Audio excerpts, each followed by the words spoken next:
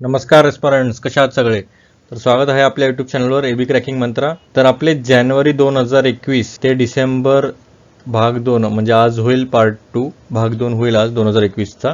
म्हणजे पूर्ण वर्षाचे आपले करंट अफेअर्स होतील आज. जर तुम्ही पाहिले नसतील तर हे इथं आय लिंक आहे, इथं पाहू शकता तुम्ही. तर चला सुरू करूया व्हिडिओला. तर ही माझ्याबद्दल थोडीशी माहिती आहे. ॲक्च्युली थोडीशी मार्कांबद्दल पण जाणून घेऊया. माझे मार्क्स किती होते यूपीएससी आणि एमपीएससी मध्ये ते पण जाणून घेऊया. माझं नाव अकबर सिकंदर भालदार आहे. बीएससी केमिस्ट्री केलं आहे मी. आणि यूपीएससी 2020मध्ये माझे मार्क्स बघा, जीएसमध्ये 99 होते. म्हणजे मी कट ऑफच्या वरती होतो. कट ऑफ लागलेला 92.51, कट ऑफच्या वरती होतो. पण सीसॅटमध्ये 2 मार्कामुळे गेलेलो मी. तर खूप म्हणजे जास्तच लाईटली पण नाही घ्यायचं सीसॅटला पण, हे पण लक्षात येतं एस्पेशली यूपीएससीमध्ये तरी. कारण की आत्तापर्यंत माझा रेकॉर्ड होता की आत्तापर्यंत मी कधी सीसॅटमध्ये फेल नव्हतो झालेलो. पण यावर्षी म्हणजे 2020मध्ये थोडंसं पॅटर्नच खूप वेगळा आलेला. पॅसेजेसची पण जी शैली होती ती खूप वेगळी होती. ते तुम्ही पाहू शकता वाटलं तर यूपीएससी 2020मध्ये. त्यानंतर यूपीएससी 2019मध्ये मला जीएसमध्ये कमी होते, म्हणजे 90 होते आणि कट ऑफ लागलेला 98. आणि सीसॅटमध्ये चांगले होते बघा. म्हणजे आत्तापर्यंत रेकॉर्डच होता, 19पर्यंत रेकॉर्ड आहे की चांगले म्हणजे चांगले मार्क्स आहेत. त्यानंतर एमपीएससीमध्ये बघूया आपण. एमपीएससी 2020मध्ये 200.18 होतं माझं स्कोर आणि कट ऑफ लागलेला 203.5, म्हणजे 3.5 मार्क ऑलमोस्ट. त्यामुळे म्हणजे एवढ्या मार्कनं हुकलेलो मी. आणि 2019मध्ये 190 होता आणि कट ऑफ लागलेला 197. म्हणजे खूप क्लोज आहे. माझे 1 ते 2 क्वेश्चनचाच फरक आहे. एकतर माझी रिव्हिजन कमी पडत असेल किंवा अन्य कुठलेही कारण असू शकतात. तर जेवढं होईल तेवढं रिकवर करायचा मी प्रयत्न करेल. तर ठीक आहे, व्हिडिओला सुरुवात करूया आपण आज. तर डिसेंबर भाग 2मध्ये आपण पाहणार आहोत environment, social news, space security आणि अवॉर्ड्स. तर पहिले एन्व्हायरमेंटपासून सुरू करूया. जसं की तुम्ही पाहिला असाल 2021चा पेपर राज्यसेवेचा, तर जास्तीत जास्त कल इकडे चाललाय आता एन्व्हायरमेंटकडे. म्हणून आता एन्व्हायरमेंट सेक्शन थोडं डिटेलिंगमध्येच करावं लागेल आपल्याला. तर चला सुरू करूया एन्व्हायरमेंटचे करंट अफेअर्स. तर पहिलं न्यूज आहे COP26 कॉन्फरन्स, क्लायमेट कॉन्फरन्स झालेली. म्हणजे हे UNFCCC आहे, United nation climate change framework for convention. तर त्याची 26वी कॉन्फरन्स ऑफ पार्टी झालेली. कधी? 31 ऑक्टोबर ते 12 नोव्हेंबर. तर त्यामध्ये 4 गोल डिसाईड करण्यात आलेले. तर पहिला होता नेट झिरो बाय 2050. मग दुसरा होता कम्युनिटीजला प्रोटेक्ट करणं, नॅचरल हॅबिटेटला पण ॲडॉप्ट करणं, चांगलं प्रोटेक्ट करणं. मग तिसरा होता फायनान्स जे आहे, आता $100 बिलियन आपल्याला फायनान्स करायचं आहे ॲटलिस्ट पर इयर. तर त्याबद्दल डेव्हलप कंट्रीजना थोडंसं द्यायला पाहिजे. मग चौथा होता वर्क टुगेदर टू डिलिव्हर. ते पण पाहूया आपण. आता प्रत्येक पॉईंटबद्दल थोडंसं माहिती जाणून घेऊया. नेट झिरो बाय 2050 काय? तर to secure global net zero by mid century. म्हणजे आता 2050 पर्यंत अराउंड तरी आपल्याला नेट झिरो एमिशन्स करायचे आहेत. म्हणजे जे एमिशन्स आहेत आपले तर ऑलमोस्ट नेग्लिजिबलच करायचे आहेत किंवा त्याला खूप कमी आणायचे आहेत. एवढे कमी की ते आपले जे टार्गेट आहे 1.5 डिग्री सेल्सिअस, तर त्याला शोभेल इथपर्यंत आणायचं. 1.5 डिग्री सेल्सिअस म्हणजे काय? आता 1.5 डिग्री सेल्सिअस तुम्हाला वाटेल खूप कमी आहे, पण हे पूर्ण पृथ्वीचं तापमान असणार आहे. तर पूर्ण पृथ्वीचं तापमान जर 1.5 डिग्री सेल्सिअसपेक्षा जर जास्त झालं तर तुम्हाला माहितीच आहे परिणाम काय काय होतील. मग त्यासाठी काय काय करायला लागेल? तर जे कोलचं आहे तर त्याला फेज आउट करायला लागेल, हळूहळू त्याला कमी करायला लागेल आपल्याला युजेस जे कोल आहे. मग कर्टेल डिफॉरेस्टेशन, जे झाड तोडी करतोय आपण, झाडांना खूप सारे तोडलं जात आहे, तर त्याला खूप कमी करायचं आहे. मग आपण स्विच करायचं इलेक्ट्रिक व्हेकल्सकडे, जसं की आता टेस्ला नवीन कार झाले, ती पण महिंद्राची पण नवीन कार आली आहे, इलेक्ट्रिक व्हेकल आहे ती. मग त्यानंतर जे एनकरेज इन्व्हेस्टमेंट करायचे तर रिन्युएबल्समध्ये, म्हणजे जसं की सोलार आलं, मग विंड आले, तर त्यामध्ये खूप सारे इन्व्हेस्टमेंट करून आपल्याला रिन्युएबल एनर्जीकडे वळायचं आहे. मग त्यानंतर protect communities and natural habitats. Defence कशा संबंधात? तर जे वॉर्निंग आपल्याला जे सायक्लॉन्स वगैरे असतात, तर त्यासाठी आपण डिफेन्स थोडं तरी करू शकतो. मग त्यासाठी एक इन्फ्रास्ट्रक्चर चांगलं करायला पाहिजे. वॉर्निंग सिस्टीम जे असतात, आता समजा भूकंप येणार आहे तर आपल्याला जर लवकर कळलं तर आपल्याला माहिती पडेल की किती इंटेन्सिटीचा भूकंप असेल. मग त्या हिशोबानं त्यामुळे काय होईल, आपले जे घरं वगैरे असतात किंवा जे लाईव्हलीहूड्स आहेत आणि इवन जे प्राण आहेत आपले ते पण वाचू शकतात. मग त्यानंतर मोबिलाइज फायनान्स, जसं की मी सांगितलं $100 बिलियन करायचे आहेत आपल्याला. आणि ते कोणी द्यायला पाहिजे? सगळ्यात जास्त वाटा जर बघितला एमिशनचा तर सगळ्यात जास्त वाटा आपल्या डेव्हलप कंट्रीजच करतायत. आणि ते दुसऱ्यांना सांगतात की तुम्ही कमी करा कमी करा. पण ह्यांचं पण एक कर्तृत्व आहे की तुम्ही पण थोडंसं योगदान द्यायला पाहिजे, सगळ्यात जास्त योगदान द्यायला पाहिजे ॲक्च्युली. कारण की चायना आणि USAचंच एमिशन एवढं आहे जे ऑलमोस्ट पूर्ण जग जरी एका साईडला केलं आणि यांचं एका साईडला केलं तर एवढं एमिशन दोघांचं आहे. तर जे डेव्हलप कंट्रीज आहे मेजरली तरी, तर त्यांनी तरी ते थोडंसं योगदान द्यायला पाहिजे. आणि त्यासाठी त्यांनी म्हटलंय, म्हणजे आपण सगळ्यांनी ठरवलं की ॲटलिस्ट $100 बिलियन तरी व्हायला पाहिजे आपल्याला मदत करण्यासाठी. जे पुढे इन्फ्रास्ट्रक्चर किंवा दुसऱ्या ॲक्टिव्हिटीजला आपण प्रोत्साहन देऊ. जसं की आपण सांगितलं इलेक्ट्रिक व्हेकल्स झाले, मग फेज आउट करू शकतो कोल वगैरे, त्यासाठी पण ते चांगलं राहील. त्यानंतर वर्क टुगेदर टू डिलिव्हर म्हणजे काय, आपलं जे पॅरिस रूल बुक आहे, जसं मी सांगितलं पॅरिस क्लायमेटमध्ये एक सांगण्यात आलेलं की 1.5 डिग्री सेल्सिअस आपल्याला तिथपर्यंत ठेवायचं आहे. तर त्याला आपण फायनलाइज करूया, म्हणजे ते एक इम्पॉर्टंट टास्क आहे, तिथपर्यंत आपल्याला ठेवायचंच आहे. मग त्यासाठी काय करायला लागेल, तर लिडर्सला सगळ्यांसोबत यायला पाहिजे आणि एक फ्रेम करायला पाहिजे, एक लिस्ट की बाबा डिटेल रूल पाहिजे, आपण काय काय करायला पाहिजे जे आपले पॅरिस ॲग्रीमेंट आहे त्याला फुलफिल करण्यासाठी. आता आपण खूप सारा ऐकतो की कोप काय आहे, कोप. तर कोपबद्दल थोडीशी माहिती जाणून घेऊया आपण. तर आता पहिला आहे कॉन्फरन्स, म्हणजे आता कॉन्फरन्स ऑफ पार्टीजबद्दल थोडंसं माहिती जाणून घेऊया. तर हे कॉन्फरन्स ऑफ पार्टीज UNFCCच्या अंतर्गत 1994 मध्ये फॉर्म करण्यात आलेलं. आणि ह्याचं काम काय होतं, तर हेच होतं की एक स्टेबिलायझेशन करायचं आपल्याला ग्रीन हाऊस गॅसेस जे आहेत त्यांचं, म्हणजे जे CO2 आहे, मेजरली इमिशन तर CO2 आहे, मग मिथेन झाले, जे पण ग्रीन हाऊस गॅसेस आहेत. ग्रीन हाऊस गॅसेस म्हणजे काय, असे गॅसेस जे आपले जे अर्थचं जे टेम्परेचर आहे ते वाढवण्यात मदत करतात, म्हणून त्याला ग्रीन हाऊस गॅसेस म्हणतात. मग त्यानंतर कोप काय आहे, तर एक अपेक्स डिसिजन मेकिंग ऑथॉरिटी आहे UNFCCची, म्हणजे एक डिसिजन मेकिंग ऑथॉरिटी आहे सगळ्यात टॉपवर. अपेक्स म्हणजे टॉप डिसिजन मेकिंग ऑथॉरिटी आहे. आणि हे काय करतं, तर एक लिस्ट ऑफ रिस्पॉन्सिबिलिटी सगळ्या मेंबर स्टेट्सला सांगतं की बाबा तुम्ही हे करायला पाहिजे, असं करायला पाहिजे.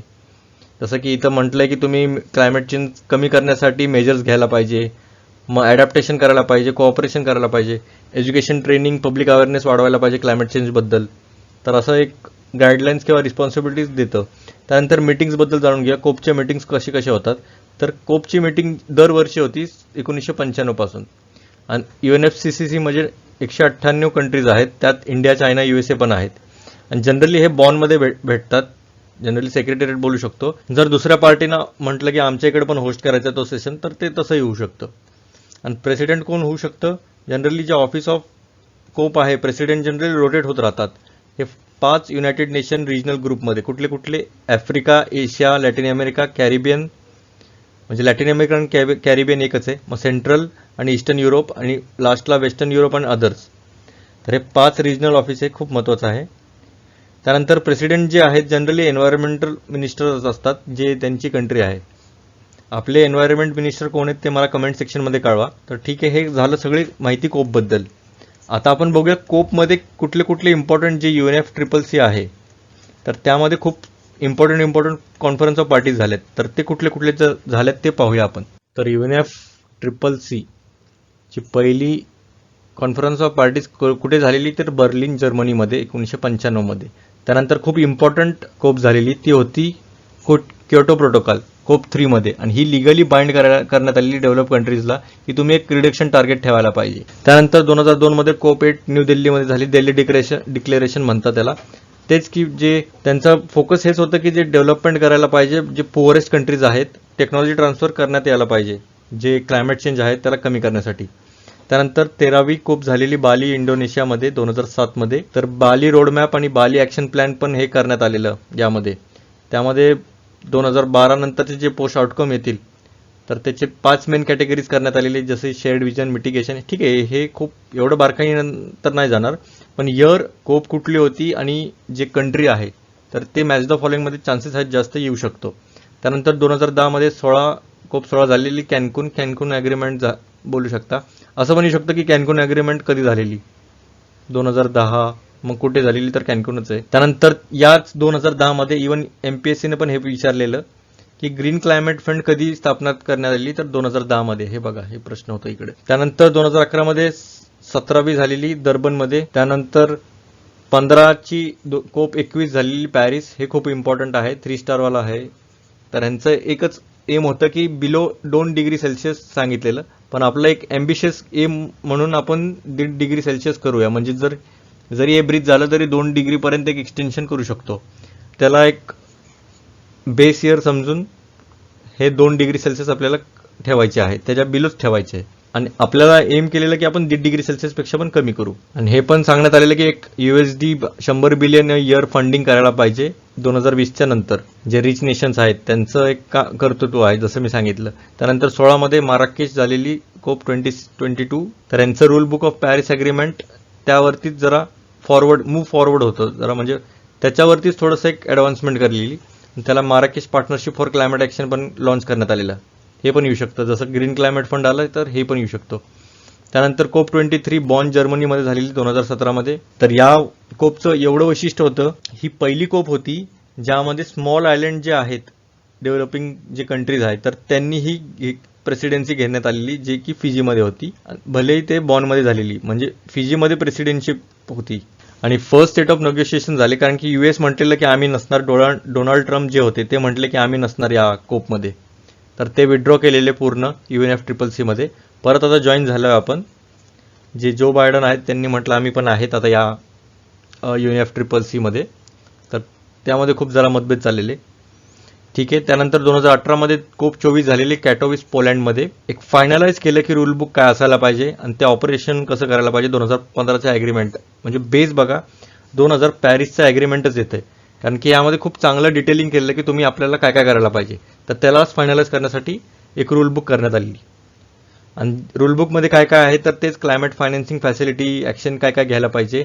आणि NDC म्हणजे नॅशनली डिटरमाइंड कॉन्ट्रीब्युशन्स. आता COP21 मध्येच सांगण्यात आलेलं की INDC, आता इंडियाचे आहेत NDCs काय असतात की एक स्वतःहून एक कंट्री असं म्हणायला पाहिजे की आम्ही हे असं रूल करणार आहे. जसं आपले 3 अजेंडा आहेत ते आपण करूयाच पुढे, की आम्ही अशा प्रकारे आम्ही करणार आहे. तर त्याच्यावर आपण ठाम असणार आहे आणि तसं आपण करत पण आहात. तर हे होतं नॅशनली डिटरमाइंड कॉन्ट्रीब्युशन्स. 2019मध्ये COP25 झालेली मॅड्रिड स्पेनमध्ये. तसं काही एवढं कॉन्क्रीट प्लॅन्स तर नव्हते की क्लायमेट अर्जन्सीसाठी, पण एवढं खास नव्हतं. पण एक इयर आणि जागा कुठली होती आणि कितवी होती. आणि आता COP26 बद्दल तर आपण सांगण्यातच आलंय. तर ठीक आहे, नेक्स्ट इश्यूकडे जाऊया.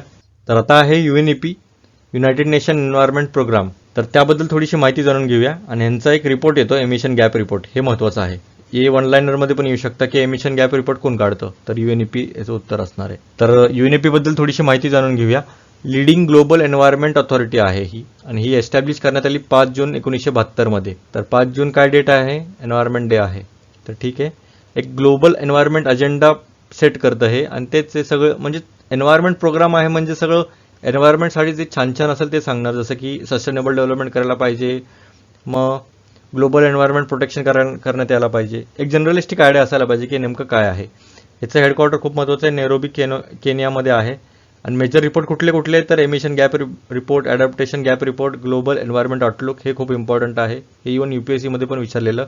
फ्रंटियर्स, मग invest in to healthy planet. त्यानंतर मेजर कॅम्पेन कुठला आहे तर beat pollution, UN75, world environment day, wild for life. तर हे मेजर कॅम्पेन्स आहेत.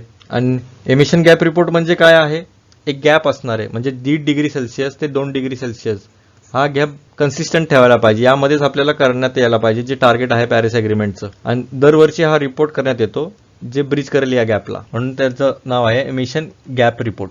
आता आहे क्लायमेट चेंज परफॉर्मन्स इंडेक्स. जसं की नावातच आहे, क्लायमेट चेंजचं परफॉर्मन्स कसा केला आपण, तर त्याचा एक इंडेक्स असणार आहे. जसं की इथं तुम्ही बघू शकता, पहिले 3 तर अजून कुठल्याही कंट्रीनं रँक अचीव्ह केलं नाही, म्हणून पहिले 3 रँक तर नाही आहेत. डायरेक्ट 4थ्यापासून स्टार्ट होतं. हा पहिला रिपोर्ट असेल जे पहिले 3 रँक नसतील. तर 4थ्या क्रमांकावर आहे स्वीडन, म्हणजे हे रँकिंग 2020चं आहे बघा. त्यानंतर UK आणि इंडिया आहे 10व्या क्रमांकावर. आता 2020मध्ये 10व्या क्रमांकावर होतं आणि 2019मध्ये आपण 9व्या क्रमांकावर आहे. पण आत्ता पण आपण टॉप 10मध्येच आहोत तसं बघितलं, भले 10th असलो तरी. आणि CCPI बद्दल थोडीशी माहिती जाणून घेऊया, बघूया आता. तर क्लायमेट चेंज परफॉर्मन्स इंडेक्स हे पब्लिश कोण करतं तर जर्मन वॉच कंपनी आहे, न्यू क्लायमेट इन्स्टिट्यूट आणि क्लायमेट ॲक्शन नेटवर्क ॲन्युअली 2005 पासून दरवर्षी हे पब्लिश करतात. मेजरली जर्मन वॉच ठेवा लक्षात.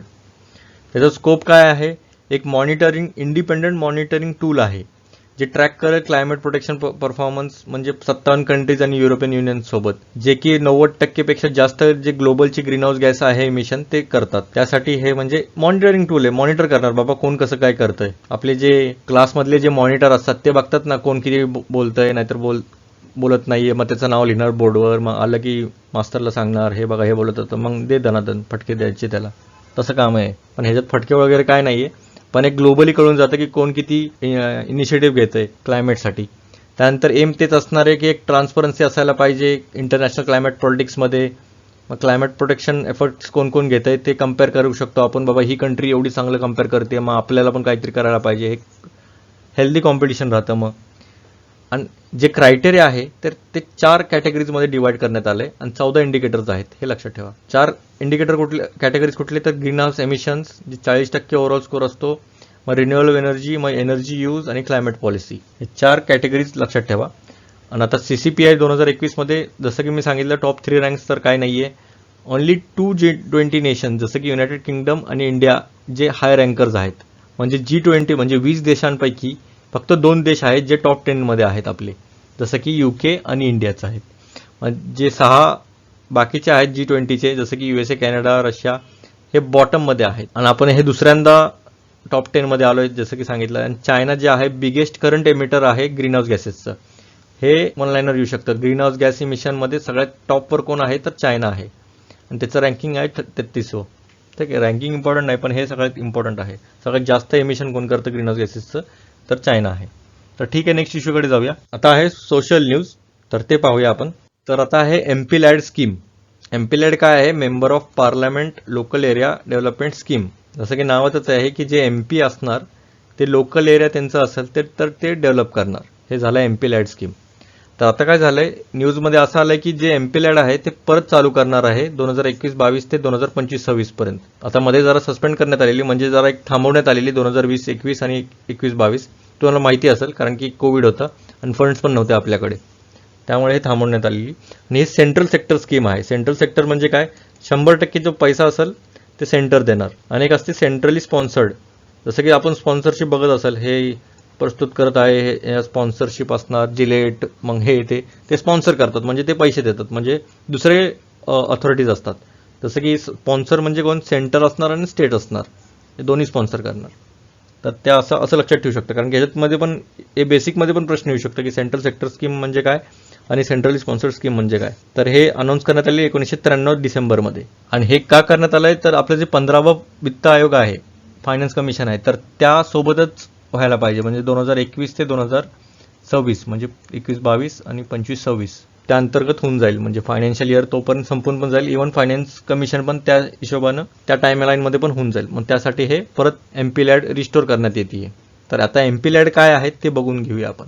तर आता ऑब्जेक्टिव्ह काय असणार MP-लॅडचं, तर एक तर गोष्ट आहे की जे MPs आहेत तर त्यांची जी कॉन्स्टिट्युन्सी आहे तर त्यामध्ये एक डेव्हलपमेंट व्हायला पाहिजे. जसं की काय काय डेव्हलपमेंट करणार, जसं की पाण्याची सुविधा आहे का नाही, मग प्रायमरी एज्युकेशन भेटतंय का नाही, सॅनिटेशन, रोड, हेल्थ, जे मेजर जे आहेत प्रॉब्लेम्स तर ते कव्हर करायला पाहिजे. त्यासाठी हे मेजर एम होतं, ऑब्जेक्टिव्ह होतं. आणि 2016 पासून जे MP-लॅड फंड आहे ते आपण यूज पण करू शकतो. कशामध्ये, कुठल्या स्कीम्समध्ये, तर स्वच्छ भारत अभियानमध्ये, मग सुगम्य भारत अभियान म्हणजे जे दिव्यांग आहेत तर त्या लोकांसाठी पण ते यूज करू शकतो. म्हणजे पाणीचं आहे रेन वॉटर हार्वेस्टिंगमध्ये करू शकतो. मग आदर्श ग्राम योजना म्हणजे वेगवेगळ्या स्कीम्समध्ये 2016 पासून आपण इम्प्लिमेंट करू शकतो या जे फंड आहे MP-लॅडचं. आणि इम्प्लिमेंटेशन कसं असणार, तर पहिली गोष्ट MP जे असतात तर ते रिकमेंड करतील बाबा नोडल डिस्ट्रिक्ट अथॉरिटीला, म्हणजे कोण असतात, डिस्ट्रिक्ट कलेक्टरच असतात मेजरली, जे डिस्ट्रिक्टचे हेड असतात इम्प्लिमेंटेशनमध्ये तरी. तर त्यांना ते सांगणार की बाबा हे असं काम असणार आहे, हे करायचं असेल आपल्याला, हे करायचं आहे पूर्ण. मग ते जे आहे ते पूर्ण वर्क बघणार आणि रिकमेंड करणार, ते वर्क करणार. मग ते सांगणार दुसऱ्या अथॉरिटीजला की बाबा हे असं काम आहे तर हे तुम्हाला करायला पाहिजे. आणि इव्हन सिटीजन पण त्यांना वाटलं की बाबा हे काम करण्यात सांगितण्यात आलेलं पण हे झालं नाही तर ते RTI पण फाईल करू शकतात की बाबा आमचं हे काम सांगितलेलं आम्ही पण हे करण्यात नाही आलं. त्यामुळे त्यांना पण एक उत्तरदायित्व असतं की हे द्यायला पाहिजे त्यांनी. आता हे सगळं मी सांगेलच पूर्ण फंक्शनिंग कसं होतं, पण पहिले बारीक बारीक गोष्टी जाणून घेऊया. तर दरवर्षी MP यांना 5 करोड देतात 2 इन्स्टॉलमेंटमध्ये, 2.5 करोड इच. आणि जे फंड्स आहेत ते नॉन लॅप्सेबल आहेत. आता असं असतं की दरवर्षी दिलं, आता समजा 1 जानेवारीला दिलं आणि 31 डिसेंबरला ते संपणार आहे. तर असं नाही होत की जे 5 करोड आहेत तर समजा त्यापैकी फक्त 3 करोडच त्यांनी डेव्हलपमेंट केलं आणि 2 करोड राहिलेत, तर हे पुढच्या वर्षी म्हणजे 1 जानेवारी 2000 समजा हे 22 असेल तर 1 जानेवारी 2023मध्ये हे 2 करोड राहतील का, तर राहणार ऑब्व्हियसली. आणि प्लस त्यांना 5 करोड अजून भेटणार. म्हणजे लॅप्स होत नाहीत, हे फंड लॅप्सेबल नाही आहेत. तर याचा अर्थ हे होतो. आणि लोकसभाचे जे MPs आहेत तर तसंच आहे की ते रिकमेंड करतील डिस्ट्रिक्ट अथॉरिटीजला त्यांची जी लोकसभाची कॉन्स्टिट्युन्सी आहे तर त्यामध्ये. इव्हन राज्यसभाचे MP आहेत ते पण त्यांच्या स्टेट्समध्ये ते जे निवडून राहतात तिथं पण करू शकतात. इव्हन जे नॉमिनेटेड मेंबर्स आहेत राज्यसभा आणि लोकसभा ते पण रिकमेंड करू शकतात कुठल्याही कामासाठी कुठल्याही कंट्री म्हणजे कुठल्याही स्टेटमध्ये. असं नाही की आता नॉमिनेटेड मेंबर असं पण क्वेश्चन फिरवू शकतात की नॉमिनेटेड मेंबर जे असतात जे म्हणजे जिकडून ते आलेत तर तेच फक्त ते स्टेट बघणार असं नाही आहे. तर पूर्ण भारतात त्यांना वाटलं बाबा हे एरिया डेव्हलप करायचं ते पण रिकमेंड करू शकतात. हे एक लक्षात ठेवा, रिकमेंड करू शकतात, ते फोर्स नाही करू शकत. हा बाबा मला हे असं असं शिफारिश करू शकतात. आता यांच्यावर असतं की ते घ्यायचं का नाही. आता इथं बघू शकता तुम्ही हा चार्ट बघा, डायग्राम बघा. आता मॉस्पी जे आहे मिनिस्ट्री ऑफ स्टॅटिस्टिक्स आणि प्रोग्राम इम्प्लिमेंटेशन जे की सेंट्रल गव्हर्नमेंट आहे ते MP लेड पॉलिसी फॉर्म्युलेट करतं आणि हे सांगतं की बाबा डिस्ट्रिक्ट अथॉरिटीजला की तुम्हाला आम्ही 5 करोड देणार आहोत. तसं बघितलं गेलं तर 5 करोड ह्यांनाच भेटतात पण यांच्या नावानं भेटतात असं आहे ते. तर हे रिलीज करतात 5 करोड ॲन्युअली जसं की सांगितलं 2 इन्स्टॉलमेंटमध्ये आणि ते डिस्ट्रिक्ट अथॉरिटीला देतात डायरेक्ट. आणि त्यांचं काम असतं की मॉनिटरिंग मेकॅनिझम करायला पाहिजे. मग हे काय करतात जे सँक्शन करतात की बाबा कुठले कुठले काम करायचे आहेत आपल्याला, मग ते सिलेक्ट करतात एक इम्प्लिमेंटिंग एजन्सी जे रिस्पॉन्सिबल असेल ते सगळं काम करण्यासाठी. म्हणजे आता IS थोडी सगळं काम करत बसणार, त्यांच्या खाली काय पण असेल. कुठल्या आता हेल्थ सेक्टर आहे तर हेल्थ सेक्टरचे जे पण असतील तर त्यांना त्यांची जे हेड असतील त्यांना सांगणार बाबा हे असं असं काम करायचं आहे तुम्हाला. मग हे फक्त मॉनिटरचं काम करतात. मग आणि हे रिकमेंड कोण करणार की बाबा हेल्थ सेक्टरच करायचं आहे तर हे MPs करतात असं आहे ते. तर ठीक आहे, हे पूर्ण MP लेड स्कीम तुम्हाला समजलं असेल. तर चला नेक्स्ट इश्यूकडे जाऊया. आता आहे social one liners. Wax. Wax म्हणजे काय, ॲक्च्युली लॅटिन शब्द आहे वॅक्सचं, म्हणजे वॅक्सिनेशनच आहे ॲक्च्युली. तर हे वर्ड ऑफ द इयर होतं, Oxford word of the year होतं 2021 मधलं. आणि नंतर आहे संकल्प. संकल्प काय आहे, skill acquisition and knowledge awareness for livelihood. हे एक आउटकम ओरिएंटेड प्रोग्राम आहे. आउटकम म्हणजे काय, आता तुम्ही काहीतरी अभ्यास केला, मग एक्झाम दिली आणि मग त्याचा रिझल्ट आला. हे जे रिझल्ट आहे ते आउटकम असणार आहे.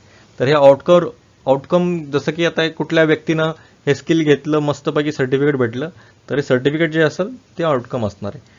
तर हे कुठल्या मिनिस्ट्रीच्या अंडर येतं, तर ministry of skill development and entrepreneurship MSD. त्यांचं फोकस हेच असणार आहे की डिसेंट्रलाइज प्लॅनिंग असायला पाहिजे आणि क्वालिटी इम्प्रूव्हमेंट. म्हणजे क्वालिटी असायला पाहिजे. आता कुठलाही व्यक्ती समजा त्याला काहीतरी गेलं बाबा, शिक्षण केलं मस्त, पण त्याला काहीच येत नाही पुढे जाऊन त्या जे शिक्षण केलं त्यामध्ये, मग त्याचा काय फायदाच नाही ना.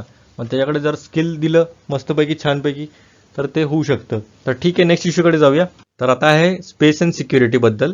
तर युलिया पेरिसिल्ड हे पहिले ॲक्टर झालेत जे की त्यांची फिल्म आहे चॅलेंज मूवी. तर ते स्पेसमध्ये शूटिंग करण्यात आली आहे. पहिल्यांदा कुठला एक ॲक्टर असेल जे स्पेसमध्ये शूटिंग करण्यात आली आहे. तर हे लक्षात ठेवा, खूप इम्पॉर्टंट आहे. आणि मूवीचं नाव काय आहे, द चॅलेंज, तर लिहिलं मी. त्यानंतर नुरी, साऊथ कोरियाचा एक स्पेस लॉन्च व्हेकल आहे. तर त्यांचा हा पहिला असणार आहे स्पेस लॉन्च व्हेकल, जे पूर्णपणे त्यांनीच बनवलं आहे, डोमेस्टिक टेक्नॉलॉजी. आणि त्यामध्ये 3 स्टेज रॉकेट असणार आहे. मग 1.5 टनपेक्षा जास्त त्यांचं पेलोड असेल. तर ठीक आहे, जे हायलाईट केले तेच इम्पॉर्टंट आहे. आणि ह्यांचं फर्स्ट आहे म्हणून हे खूप इम्पॉर्टंट राहतं. आणि साऊथ कोरियाचं आहे. आपल्याला वाटेल नुरी म्हणजे आपलं एक दुबई नाहीतर असं काहीतरी एक थोडंसं नुरी टाईप नाव असेल, पण नाही, हे साऊथ कोरियाचं आहे.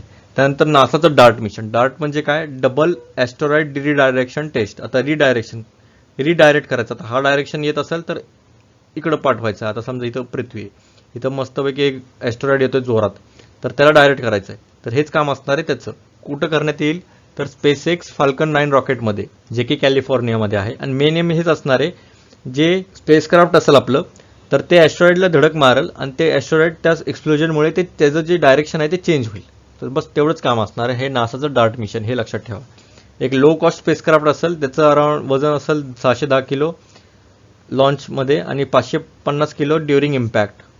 म्हणजे जसं स्पेसमध्ये थोडंसं वजन कमीच होतं ना, कारण की ग्रॅव्हिटीचा अभाव नसतो, त्यामुळे थोडंसं कमी होईल. म्हणून 550 किलो असेल ते इम्पॅक्टच्या वेळेस जेव्हा ते धडकल. तरी नासाचं डार्ट मिशन होतं. ठीक आहे, नेक्स्ट इश्यूकडे जाऊया. आता आहे अवॉर्ड्समध्ये पण जास्त अवॉर्ड्स नव्हते, म्हणजे खूप इम्पॉर्टंट अवॉर्ड्स नाही आहेत माझ्या मते तरी. जेव्हा जास्त भेटेल तेव्हा आपण पूर्ण डिटेलमध्ये केलंच आहे. तर ठीक आहे, पहिला आहे बुकर प्राईज 2021चं, जे की भेटले डायमंड गॅलगुटला, जे की साऊथ आफ्रिकनचे प्ले राईट आणि नॉव्हेलिस्ट आहेत. आणि ते नॉवल कशासाठी, तर द प्रॉमिस, हे लक्षात ठेवा. त्यानंतर परांबिकुलम टायगर कन्झर्वेशन फाउंडेशन म्हणजे PATCOF ह्यांना अर्थ गार्डियन अवॉर्ड भेटलंय, जे कोण करतं, नॅटवेस्ट ग्रुप करतं, म्हणजे इन्स्टिट्यूट करतं हे. तर ठीक आहे, नेक्स्ट इश्यूकडे जाऊया. आता आहे KBC राऊंड. पार्लमेंटरी प्रिव्हिलेजबद्दल, जसं की मी मागच्या व्हिडिओमध्ये म्हणजे डिसेंबर भाग 1 मध्ये आपण पाहिलं पार्लमेंटरी प्रिव्हिलेजेस, तर त्याबद्दल पूर्ण हे क्वेश्चन आहे. आणि नंतर G20 जे आपण यामध्येच पाहिलेलं, तर त्याबद्दल पूर्ण क्वेश्चन आहे. तर हे तुम्ही प्रयत्न करा, कमेंट सेक्शनमध्ये मला कळवा की काय उत्तर असेल ह्याचं. आणि जसं तुम्ही कमेंट कराल त्यानंतर त्याच्या खाली मी लगेच उत्तरं देईल. तर ठीक आहे. तर माझी ही PDF लिंक पण डिस्क्रिप्शनमध्ये पण आहे, प्लस माझं टेलिग्राम चॅनल पण आहे. तर तिथं तुम्ही बघू शकता सगळे PDF मी टाकलेत जानेवारी 2021 पासून ते आत्तापर्यंतचे. तर व्हिडिओ आवडला असेल तर लाईक, शेअर आणि सबस्क्राईब करा. इथं सबस्क्राईब बटन आहे, तर त्यापुढे एक बेल आयकॉन येईल, त्याच्यावर क्लिक करा म्हणजे माझे जे पण व्हिडिओ येतील ते तुम्हाला कळत राहतील. ठीक आहे. थँक्यू.